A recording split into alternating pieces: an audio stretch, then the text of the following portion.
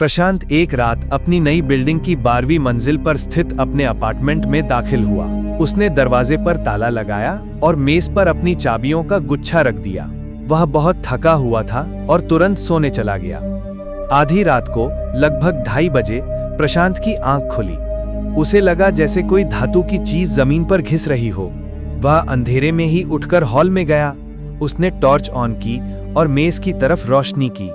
मेज पर चाबियों का गुच्छा गायब था। इससे पहले कि वह कुछ सोच पाता, उसने अपने अपार्टमेंट के मुख्य दरवाजे के ठीक बाहर से एक हल्की सी खनखनाहट सुनी।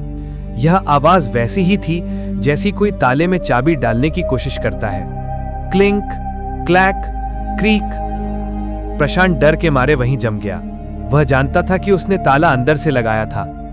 उसने दबे पांव दरवाजे के छेद यानी पीप होल से झांका। बाहर कोई नहीं था। गलियारा एकदम खाली और अंधेरा था। लेकिन जैसे ही उसने छेद से आंख हटाई, दरवाजे पर फिर से खनखनाहट शुरू हो गई। इस बार आवाज रुक रुक कर नहीं आ रही थी। ऐसा लग रहा था जैसे कोई उसके पूरे चाबियों के गुच्छे को एक साथ ताले के अंदर जबरदस्ती ठूसने की कोशिश कर रहा हो। झन झन झन, क्रैक। और फिर आवाज रुकी। अचानक दरवाजे के नीचे से एक चीज फिसलकर अंदर आई। यह वही चाबियों का गुच्छा था। लेकिन चाबियां मेज पर रखने के बाद भी प्रशांत ने उसे हमेशा की तरह एक रबर बैंड से लपेट दिया था। जब चाबियां अंदर आईं, तो उन्होंने दरवाजे के नीचे की पतली सी जगह से कैसे प्रवेश किया? चाबियां एक दूसरे से जुड़ी हुई थीं और उन पर अभी भी वही रबर बैंड लगा हुआ था। प्रशांत ने कांपते हाथों से चाबियों को उठाया। वे स्पर्श में ठंडी थी, जैसे किसी फ्रीजर से निकाली गई हो। जैसे ही उसने चाबियों को देखा, उसे उन पर एक नया छोटा सा पीला निशान दिखा। यह निशान उस चाबी पर था जो उसके मुख्य दरवाजे का ताला खोलती थी। यह निशान ठीक वैसा ही था जैसे कोई धारदार चीज, जैसे कि नाखून को जोर से धातु पर रगड़ दे। और फिर एकदम शांत वातावरण में उसके पीछे से एक फुसफुसाहट आई, बहुत नजदीक, लगभग उसके कान में। अंतिम ताला बाकी है।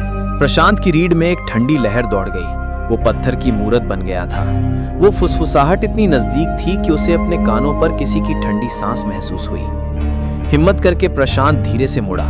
उसके पीछे कोई नहीं था। उसका अपार्टमेंट एकदम खाली था। लेकिन जैसे ही उसने मुड़कर वापस मेज की तरफ देखा, वो रुक गया।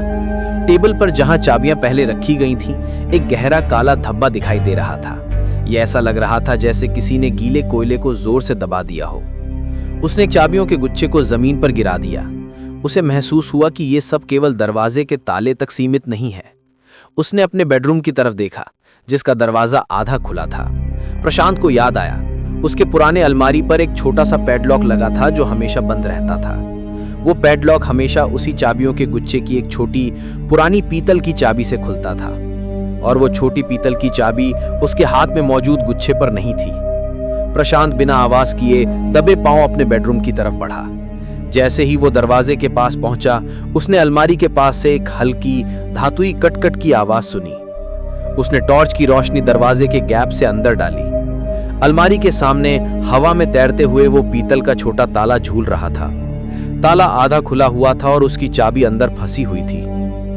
और उस चाबी को पकड़कर कोई नहीं था। वो चाबी हवा में धीरे धीरे उस ताले को घुमा रही थी। ताला पूरी तरह से खुला और जमीन पर गिरा।